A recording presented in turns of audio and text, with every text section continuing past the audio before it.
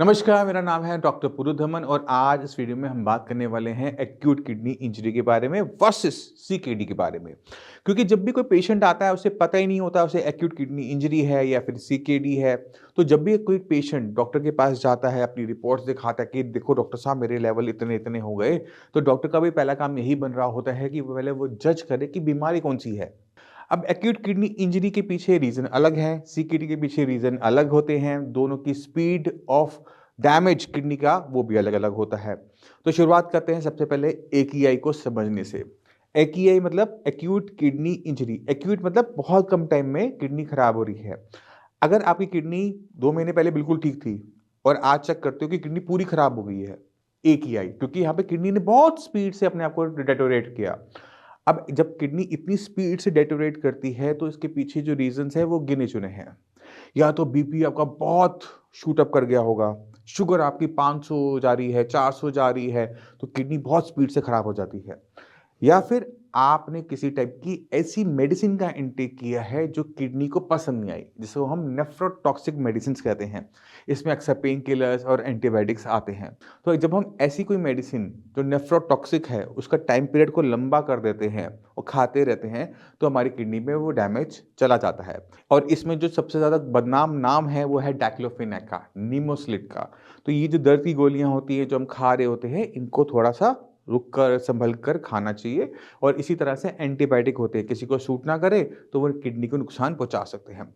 और भी चीज़ें होती हैं जैसे मान लो कि किसी ने एंजियोप्लास्टी करवाने गया, एंजियोग्राफी करवाने गया तो उसमें इंक होती है, उससे भी किडनी एकदम स्पीड से खराब हो जाती है। बहुत कम टाइम में खराब हो रही है तो उसे एक्यूट किडनी इंजरी कहा जाता है। बीपी धीरे-धीरे बढ़ने लगा, धीरे-धीरे किडनी को नुकसान जाने लगा, पेशेंट में कोई सिम्पटम नहीं आए, ना पेशेंट को हेडेक हुआ, ना कोई दिक्कत महसूस हुई। तब किडनी ना धीरे-धीरे खराब होती है। तो और इसी कंडीशन को हम कहते हैं क्रोनिक किडनी डिसीज़। और इसके पीछे कारण मुख्यतः 2 ही हैं, ब्लड प्रेशर और शुगर। जब वो सडन बढ़ गए तो एकेआई होगा, जब वो धीरे-धीरे बढ़ेंगे तो वो धीरे-धीरे किडनी को नुकसान पहुँचाएँगे और उसको हम कहेंगे कि क्रोनिक किडनी डिसीज़। तो एकेआई और सीकेडी में जो सबसे पहला फ़र्क है वो है किडनी खराब होने की स्पीड में। मगर अब रिकवरी के बारे में बात कर लेते हैं कि इसमें रिकवरी फास्ट होती है, किसमें स्लो होती है। तो अगर हम एक्यूट किडनी इंजरी के बारे में बात करें, तो अगर इसके सही तरीके से हम पकड़ लेते हैं, सही तरीके से ट्रीटमेंट शुरू कर देते हैं, तो इसमें रिकवरी भी फास्ट है।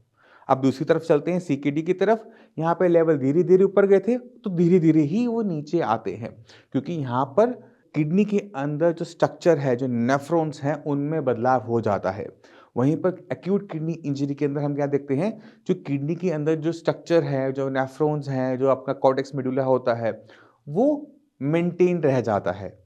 तो अगर किसी चीज़ का स्ट्रक्चर ठीक है, तो उसे काम लेना भी आसान है, तो वो जल्दी काम कर जाएगा। मगर अगर किसी ने अपना स्ट्रक्चर ही बदल लिया है, बनावट ही बदल ली है, तो वहाँ पर वो बनावट खराब होने की वजह से उसकी रिकवरी में भी मुश्किल देखने को मिलती है। अब हम एक और कंडीशन के बारे में बात कर लेते हैं, वो है एकीआई ऑन सीकेडी। मान लो कि मेरे को शुगर थी, शुगर की वजह से मेरे लेवल्स शुगर के 250-300 रहते थे। मैं इंसुलिन लेता था, लेवल मेरा क्रेटिनिन का 4-5 पे चल रहा था। मैंने इंसुलिन एक दिन मिस कर दिया, मेरी शुगर चली गई 450, 500। क्रॉनिक किडनी डिजीज़ तो मेरा पहले से चल रहा था, बट इंसुलिन ना लेने की वजह से मेरी शुगर जो स्पाइक अप करी, तो उसपे क्या हुआ, एक्यूट किडनी इंजरी भी होनी शुरू हो गई। तो इसको हम कहते हैं एकीआई ऑन सीकेडी, यानी किडनी जो पहले धीरे-धीरे खराब हो रही थी, उसने एकदम स्पीड पकड़ ली। तो हमने ध्यान देना होता है कि दोनों के पीछे जो कारण है, वो काफ़ी हद तक सिमिलर है, बीपी और शुगर तो खासकर। तो अगर बीपी, शुगर हम कंट्रोल में रखते हैं, अपनी किडनी को हम और खराब होने से रोक लेते हैं। अगर हमने किडनी को और खराब होने से रोक लिया, तो क्रेटिनिन लेवल बढ़ता नहीं है। जब क्रेटिनिन लेवल हमारा स्टेबल हो जाता है, तो ही वो रिवर्स में आना शुरू होता है। कभी भी ऐसा नहीं होगा कि एक तरह से किडनी नुकसान भी उठा रही है और एक तरह से वो ठीक भी हो रही है। तो पहले नुकसान को रोको, फिर रिकवरी के बारे में हम सोच पाते हैं। तो मैं उम्मीद करता हूँ इस वीडियो से आप 3 चीज़ों के बारे में, एकीआई, सीकेडी एंड एकीआई ऑन सीकेडी के बीच में डिफरेंस को समझ गए होंगे। फिर भी माइंड में कोई भी डाउट है, कुछ भी पूछना चाहते हो, मोस्ट वेलकम है, आके भी मिल सकते हो। और इसी के साथ आप सभी में चलिए कि आगे चाहूँगा। मिलते हैं अगली वीडियो में, तब तक के लिए नमस्कार।